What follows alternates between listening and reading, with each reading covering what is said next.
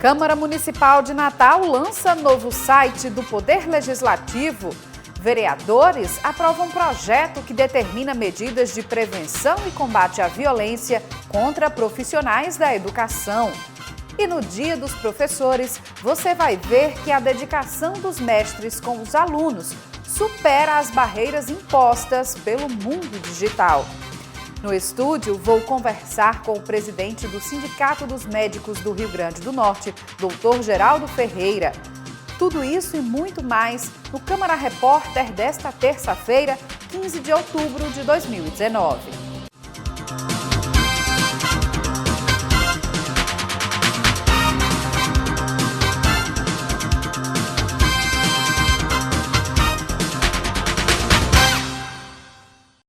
Olá, tudo bem?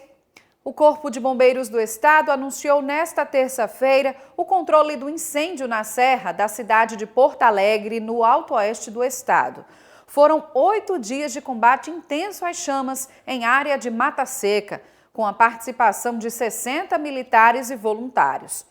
Nesta madrugada, os militares fizeram o monitoramento da área e nenhum foco foi visto novamente. O posto de comando montado nos últimos dias e as equipes foram desmobilizadas. No entanto, o Corpo de Bombeiros disse que o trabalho de monitoramento ainda vai continuar com uma equipe extra para se fazer um estudo da área atingida. E agora vamos falar do Legislativo Municipal. Os vereadores aprovaram em segunda discussão nesta terça-feira o projeto de lei que determina medidas de prevenção e combate à violência contra profissionais da educação. Veja também outros destaques da votação. Durante o pequeno expediente da sessão ordinária desta terça-feira, parlamentares utilizaram o espaço para parabenizar os professores pela data. Em seguida, o vereador Haroldo Alves falou sobre um terreno cedido pelo governo do estado para a construção de uma unidade básica de saúde no bairro de Serra Rosado. O terreno que é do Estado, mas passou para o município de Natal, para que possa construir a unidade de saúde daquele bairro. Bairro esse que não tem nada em termos de equipamento de saúde, que é o bairro de Serra Rosado.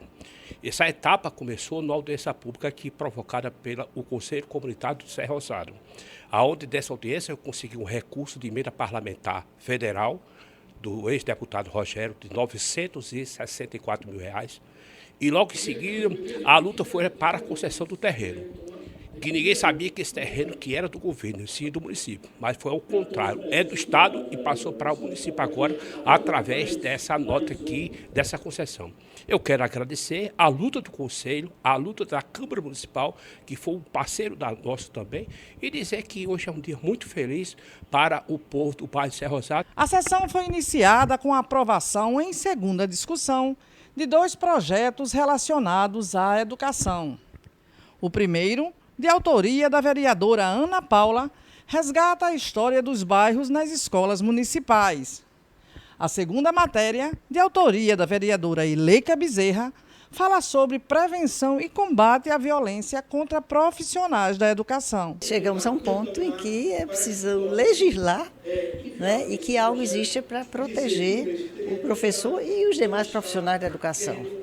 O coordenador, o orientador, todos eles, todos que trabalham na escola, porque na escola, finalmente, todos são educadores. Desde a pessoa que cuida da merenda é um educador. Então, fico muito feliz. Houve a primeira discussão, quando houve um apoio unânime, pronunciamento de vários vereadores, de várias tendências, inclusive políticas, E hoje é a segunda. E eu não sei que feliz coincidência é essa, justamente no dia do professor. O apelo que eu faço a todos e a cada um, que respeito a todos os profissionais da educação. É importante a gente poder estar aprovando um projeto que faz um resgate da história dos bairros, faz um resgate da história da população de Natal.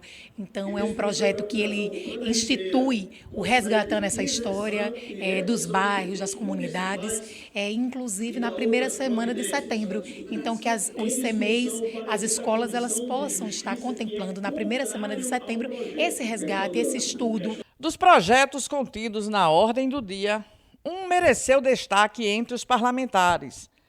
A matéria de autoria do ex-vereador Aldo Clemente, subscrita pelo vereador Ranieri Barbosa, altera o artigo 22 da Lei Complementar 79, que dispõe sobre a Operação Urbana Ribeira, que concede isenção de tributos a empresas de saúde que venham a se instalar no bairro. Estava em discussão o parecer da Comissão de Justiça, que foi mantido. Resultado lamentado pelo vereador Ranieri Barbosa. Acho que a Câmara perdeu uma grande oportunidade de resgatar, revitalizar a Ribeira, potencializar sua vocação, inclusive gerando oportunidades de trazer empresas que viessem a investir na Ribeira. A vice-presidente da Comissão de Justiça, a vereadora Nina Souza, destacou a importância da manutenção do parecer contrário à matéria. Natal, o que arrecada de receita pública não dá para pagar a folha de pagamento. Então, na hora que você pega e dá 30%, 60% de incentivo a clínicas, hospitais ou ambulatórios que venham se instalar na Ribeira, você está possibilitando renúncia dessa receita, fatalmente você está prejudicando as outras áreas. Nós entendemos que a Ribeira ela tem que ser revitalizada, que é preciso que seja feito um amplo trabalho de reestruturação daquele bairro, mas não é renunciando receita. A Câmara Municipal de Natal apresentou nesta terça o novo site da instituição, mais moderno, transparente e de fácil acesso à população que acompanha os trabalhos do Legislativo Municipal. A apresentação foi exclusiva aos vereadores. A reunião aconteceu na presidência da Casa e contou com a participação dos parlamentares, que puderam opinar e tirar dúvidas quanto à navegação do site. A nova página entra no ar nos próximos dias, mais moderna e transparente. Além da reformulação do site, a Câmara Municipal também está lançando um aplicativo que terá as mesmas funcionalidades do site da instituição. A gente estudou justamente o que ia ser mais importante para a população. Então é um portal totalmente transparente na parte de... Eu acho que a gente está atendendo 100% o Tribunal de Contas agora, onde ele vai estar 100%, você vai encontrar tudo que você pensar, todas as despesas dos vereadores, verba de gabinete, verba indenizatória, as despesas da própria casa. Então ele vai estar total transparência em despesa e também vai ter a parte do legislativo, onde vai estar todos os processos dos vereadores postados. E fora isso, ele vai ser um portal atualizado constantemente, onde a população vai ter acesso a como é que está o dia a dia de cada vereador na casa. Uma modernização positiva, que a gente tem o intuito de prestar contas à sociedade do nosso mandato, do mandato dos parlamentares aqui, dos edis dessa casa, e também de dar mais publicidade, tanto às ações parlamentares, como também à transparência dessa Casa Legislativa. Agora, uma notícia que interessa a quem participa de leilões. Nos próximos dias 17, quinta-feira e também dia 24 deste mês, vai ocorrer o 4º leilão do ano de veículos retidos pela Polícia Rodoviária Federal no Rio Grande do Norte. Serão leiloados carros e motos que poderão entrar em circulação pelo comprador ou serem destinados a sucatas. Ao todo, são 820 veículos postos à venda. Deste total, 484 estão aptos a voltar a circular e 336 serão transformados em sucatas. 15 de outubro é o Dia do Professor. E para homenagear os nossos mestres, você vai acompanhar uma reportagem que mostra que, apesar de toda a tecnologia e mudanças digitais, a dedicação dos professores continua conquistando os alunos e faz toda a diferença na educação. Nesses tempos digitais, será que mudou a forma de dar aula? E como será a relação dos professores e dos alunos? Já são 30 anos de sala de aula, uma convivência diária com crianças entre 4 e 11 anos. A professora Edileide Maria Silva conta que nasceu para ensinar. Com o advento da tecnologia, explica que os desafios se renovam. Hoje é diferente, hoje mudou muito. Hoje a gente recebe crianças que são nativos digitais, eles já nasceram na era da informação, né? As coisas estão acontecendo aceleradamente, né? E isso vai mexendo um pouquinho com a cabeça das crianças. Então, hoje, a gente não pode dizer que a criança de hoje, a criança do século XXI, é igual àquela criança de quando eu comecei há 30 anos atrás. Hoje, o professor, ele não passa só conhecimento, não é? Ele tem que criar possibilidades para que a criança aprenda. Se a relação com os estudantes hoje é diferente, o mesmo ocorre na interação com os pais. Os tempos são outros. A família delega à escola uma função que é dela. Então, isso dificulta um pouco o processo de ensino-aprendizagem. Também para este professor com 41 anos de experiência, a família se afastou da escola. José de Arimateia Silva acredita que falta respeito para com os que ensinam. A família ficou muito distante do professor, muito distante da escola, e os pais estão colocando toda a responsabilidade para a escola, para o professor. E se você perguntar a um professor que está dando aula há 8, 10 anos, ele vai dizer que não mudou muita coisa. Mas como eu já dou aula há mais de 40 anos, eu faço comparativo, aí eu vejo que a falta de respeito para com o professor é muito grande. Apesar de ser uma profissão de vocação firme, ele acredita que as novas gerações não veem atrativos suficientes para escolher se dedicar às salas de aula. A violência é no Brasil inteiro, né? Nós sabemos que é no Brasil inteiro. Isso está tirando o jovem a querer ser professor. Não é só o salário, não é só o salário, né? Nós somos realmente uns missionários, nós estamos aqui para compartilhar conhecimento. Eu acho que pouca gente está querendo ser professor hoje. Os professores servem de inspiração e exemplo. Com 51 anos dedicados à educação, Lindemânia Costa acredita que hoje é preciso impor limites aos alunos, no que chama de pedagogia do amor. Quando ele fala mais baixo que o aluno tem que descer, tem que falar baixinho também, né? Eu acho que nós aqui construímos, né, o respeito. O professor ele tem que educar com amor, né? Segundo João Paulo II, né, só o amor constrói, né? Só o amor aproxima os homens, né? E quando nós educamos com amor, nós conseguimos. A despeito de todas as dificuldades, a missão de ensinar permanece. Não há quem não tenha sido inspirado por um professor, que merece ser festejado não só no dia 15 de outubro. Para mim, o professor forma todas as profissões, então sempre ensina, para você se formar alguém. Tipo, eu quero ser médica, um exemplo. Eu vou adquirir conhecimento desde a escola. A escola, a faculdade, para me tornar médica. E quem faz isso? O professor. O professor nos dá conhecimento. Vocês imaginam uma escola sem professor? Não. Então, o professor é muito importante. Sim.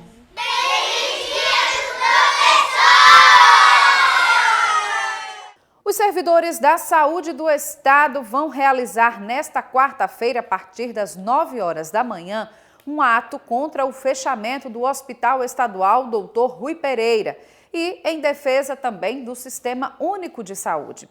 A manifestação vai acontecer em frente ao hospital. E é sobre o possível fechamento do Hospital Rui Pereira, um dos assuntos da entrevista com o presidente do Sindicato dos Médicos do Estado, Dr. Geraldo Ferreira. Você vai conferir a conversa logo depois do intervalo. O Câmara Repórter volta já.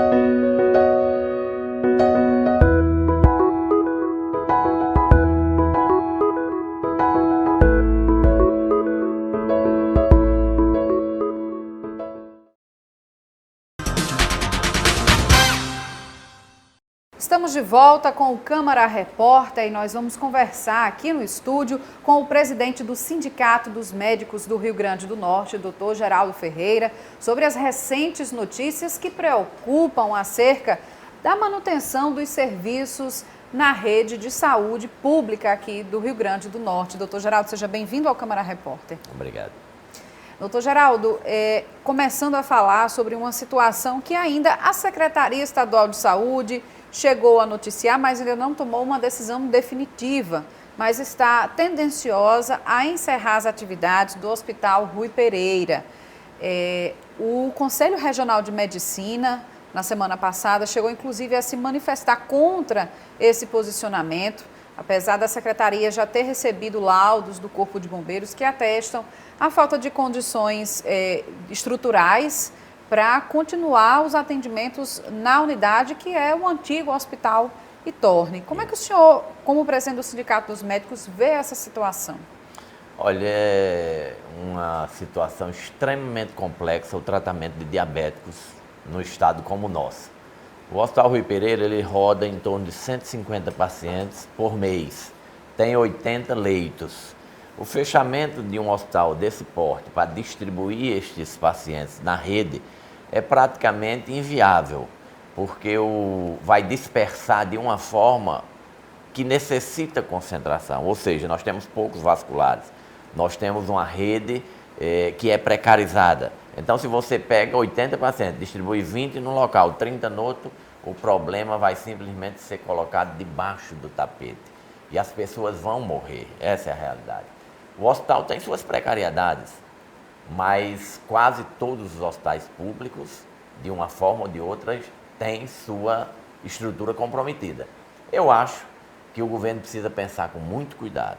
Se ele vai fazer uma transferência, primeiro tem que existir o local para onde. Segundo, não pode dispersar esses pacientes. Terceiro, precisa melhorar o atendimento, porque ele não está bom. Nós temos repetidos casos de pacientes que estão nos interiores e não tem vaga no Rui Pereira. Então, você fechar esse hospital é condenar as pessoas a morrerem. E até mesmo aumentar as filas, né? Aumentar mais ainda o tempo de espera, que também não é rápido. Alguém que precise de um leito no Rui Pereira que vai conseguir assim rapidamente, mesmo vindo com todos os encaminhamentos necessários, não é? E são casos que põem em risco a vida da pessoa. São as necroses de pé, são pacientes diabéticos que são imunossensíveis, não é? São deprimidos do ponto de vista imunológico, cardiocirculatório. Então, são pacientes cuja resolutividade precisa ser rápida. A solução do seu problema precisa ser rápida. Eu testemunhei casos lastimáveis de pacientes que ficaram 2, 3 dias no interior e quando vieram para cá, findaram ainda a óbito. Certamente o atraso no atendimento e no tratamento teve repercussão para essa morte. Doutor Geraldo, o senhor considera um desperdício de dinheiro público, enfim, de um investimento que, pelo menos assim, tenha sido mal planejado, porque também lá no Hospital Rui Pereira foi planejado e foi montada até um centro cirúrgico, leitos de UTI, que estavam parados até bem pouco tempo por falta dessas condições de funcionamento, problemas de instalação elétrica que impedia o uso de equipamentos, enfim, especiais que se utiliza no centro cirúrgico, numa unidade de terapia intensiva. Também é prejudicar mais ainda o investimento que foi feito? Sim, porque se o hospital fechar? Aí nós caímos em outra grande questão, onde a assistência é mais barata. Se imagina que numa rede própria, com serviços próprios, isso seja mais barato. Outra corrente acha que o arrendamento ou então a compra de serviços ao setor privado especializado naquele assunto é mais barato. Uma opção ou outra pode ser verdadeira, dependendo da gestão. Se você fizer bons contratos, evidentemente é muito melhor você comprar o serviço, não é? Mas em relação especificamente ao Rui Pereira, houve uma tendência dessa natureza. Nós tivemos o Rui Pereira para vascular, nós tivemos o Hospital Municipal, que é o antigo médico cirúrgico, nós tivemos a maternidade ali em Araquém, que era a clínica Marca Almeida, e vai mudar mais para outro hospital arrendado. Então, a ideia de que construir uma estrutura e administrar essa estrutura é mais barata, nem sempre é. Agora, não significa que você não deva fazer contratos justos, preços enxutos, fiscalização da infraestrutura, exigência de que o proprietário repare as deficiências que a estrutura possa ter. Tudo isso precisa ser visto. Eu imagino que determinadas situações o governo não vai ter como construir para tudo. Podemos até pegar o exemplo aqui dessa rede privada auxiliar, não é? Nós até estávamos conversando sobre isso. Hospitais de ortopedia, Hospital contra o Câncer, Liga, Hospital Infantil, são redes filantrópicas ou privadas auxiliares do setor público. Se o setor público, isso aí eu digo com convicção porque eu convivo muito com essa rede, se o setor público opta por construir uma estrutura dessa, para fazer esse tipo de procedimento, vai sair mais caro. porque esses hospitais, a Liga contra o Câncer, o Hospital Infantil, o Hospital Memorial, que presta assistência na ortopedia, eles têm um know-how, eles têm uma expertise no assunto, que fazem contratos para prestadores de serviço e aquisição de material, que certamente é mais barato do que no serviço público. O que não implica o serviço público não ter, pelo menos, uma rede própria que permita sair de situações de crise, né? Porque também você não pode ficar entregue inteiramente ao setor privado. Mas o setor privado, nesta situação, é indispensável para complementar o público. E exatamente tocando nesse assunto, né, dessas redes privadas, hospitais filantrópicos, né, auxiliares nesse atendimento, que recentemente também suspenderam, na verdade os médicos suspenderam a realização das cirurgias por falta de pagamento dos contratos com a cooperativa médica. É uma situação que, assim, rotineiramente se repete. Isso. Nós tivemos atraso com os hospitais, por exemplo, o Hospital Memorial me mostrou umas planilhas onde havia um débito superior a 5 milhões. As cooperativas, todas elas giram daí para mais volume. A cooperativa de anestesia, a cooperativa médica, a Coopmédica, que atende todas as especialidades, as clínicas de cirurgia pediátrica e de neuro. Então, esses débitos acumulados que superam 5 meses, eles são irracionais. Não há como você sobreviver como profissional com um atraso deste tamanho. Você precisa ter um mínimo de racionalidade nesses pagamentos. A gente sabe que, via de regra, há um prazo entre fazer um procedimento, processar a conta, o governo auditar e o prazo para pagar. Isso dura em torno de 60 dias. Essa é a rotina de atrasos. No entanto, o governo vai atrasando 4 meses. Aí você começa a acender a luz de alerta. Quando passa de 5 meses, os profissionais realmente não conseguem suportar, porque já comprometeu a sobrevivência dele, os débitos também vão se acumulando. Então, houve uma paralisação pontual, é verdade, mas houve o pagamento de 2 meses, no final de semana passado, e já na segunda se voltou os atendimentos. Mas isso pode, mais uma vez, aparecer próximo do fim do ano.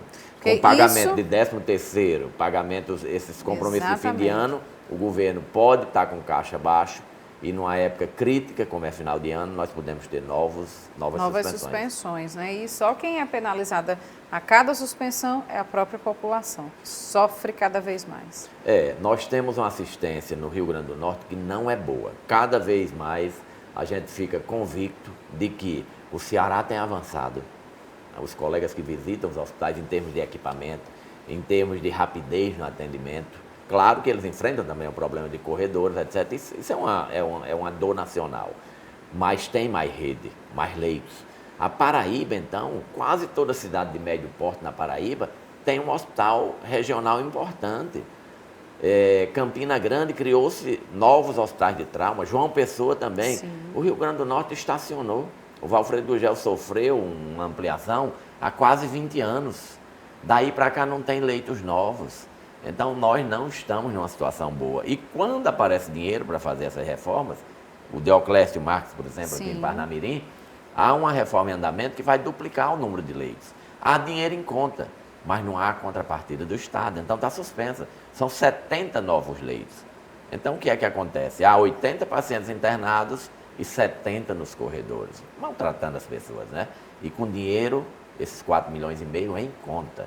E o governo não tem a contrapartida para agilizar as obras e tocar. Foi fechado o Hospital de Canguaretama. Isso mesmo. Eu vi uma entrevista recentemente de pessoas da região lamentando profundamente. Essas pessoas têm que ir agora para Santo Antônio.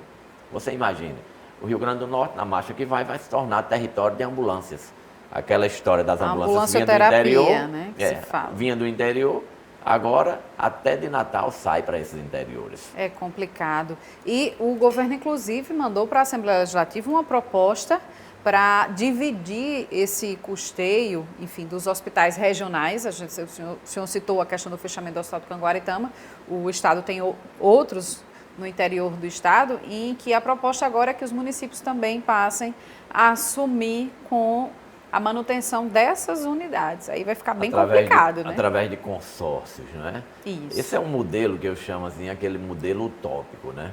Quem conhece a política brasileira sabe que não é fácil funcionar um consórcio. Por quê? Porque como as prefeituras, a maioria são quebradas, elas não resistem à primeira dificuldade de pagar o funcionalismo, elas deixam de pagar o consórcio para pagar o seu funcionalismo.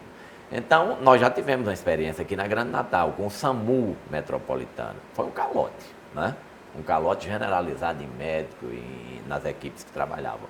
Por quê? Porque os municípios começaram a não cumprir os seus compromissos de repasse. Não significa que essa hipótese possa ser totalmente descartada, mas não é fácil implementar. Muitas vezes você vai para uma televisão e é muito bonito, às vezes o gestor dizer, olha, nós vamos implementar aqui um modelo onde todo mundo vai ser responsável, etc. Tudo. Mas os municípios são quebrados, a gente sabe. Assim como o Estado também, os municípios também enfrentam a crise financeira, alguns até com o Fundo de Participação dos Municípios, o FPM zerado, muitas vezes, né, nas cotas do ano. Temos recentemente o caso do município de Bento Fernandes, que está... Fechou né, quase as portas, fechou, né, deixou de pagar servidor, fornecedor, está lá, pediu mesmo falência. E o mais engraçado é que essas dívidas, elas giram de um lugar para outro. Por exemplo, o Estado também deve. As UPAs que são construídas, elas são financiamento tripartite, né? Ou seja, o Estado tem que entrar com a parte. Há dívidas enormes também com os municípios, inclusive o de Natal, Parnamirim, em relação a esse repasse do Estado, atrasado, não é? Os contratos com as cooperativas também, que o Estado repassa uma parte para a Prefeitura de Natal, o Estado deve também, não é? Então, eu tenho muito medo dessas soluções que desarrumam uma coisa que está funcionando, na pretensão de criar uma que poderia funcionar. Normalmente, não vai ser criada, nem vai funcionar. Doutor Geraldo, agora mudando um pouco do nosso assunto aqui, falar dessa situação realmente preocupante da saúde pública, que é recorrente no nosso estado, mas para falar de uma iniciativa também do Sindicato dos Médicos há cerca de um ano, que criou um sistema aí para aproximar mais facilmente as pessoas, enfim, que necessitam buscar seus médicos num guia, numa forma de buscar através de um portal, de um aplicativo também. Como é que está a adesão a esse projeto? Olha, apesar de o sistema cooperativista ser visto por muitos gestores como uma coisa que tem muito poder político para pressionar, os gestores têm muito medo de cooperativas. A maioria dos trabalhos mostram que vai se desenvolver com muita intensidade no futuro. Porque as regras trabalhistas com carteira assinada, neste modelo tradicional, nós vamos ter um certo esgotamento desse modelo. Então, para se proteger, os trabalhadores vão ter que se organizar em cooperativas. Esse é um fato. Mas isso não é ruim, porque as cooperativas, elas também não têm o pressuposto de que sua força deve ser utilizada para quebrar o pagador. Sim. Elas são criadas no pressuposto de que devem oferecer serviço de qualidade a preço compatível, não é? E com a não existência dos encargos, de todos esses encargos que estão promovendo essa reforma trabalhista em todos os setores, que é a sobrecarga com Sim. impostos do governo. Se você pudesse repassar para os trabalhadores o dinheiro que realmente representa uma folha de pagamento, eu acredito que a maioria se surpreenderia. Porque quem é patrão sabe que o governo é um comedor de dinheiro. Os impostos do governo, eles sugam demais. Você vai pagar, por exemplo, um salário mínimo vai passar para 1.040 agora em janeiro, né? A um trabalhador, mas o governo com suas 1.039, taxas... porque foi diminuído R$1 já.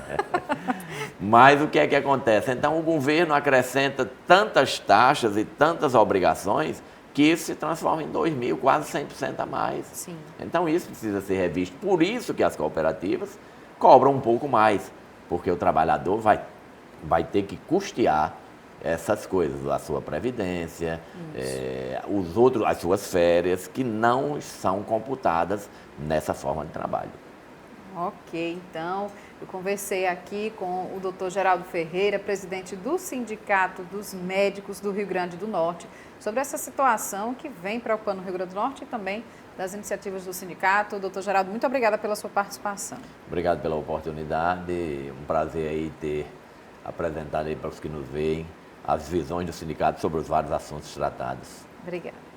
E esta edição do Câmara Repórter fica por aqui. A todos que nos acompanham, obrigada pela audiência. A gente volta a se encontrar nesta quarta-feira com outras notícias do Poder Legislativo natalense e também da nossa cidade. Tchau!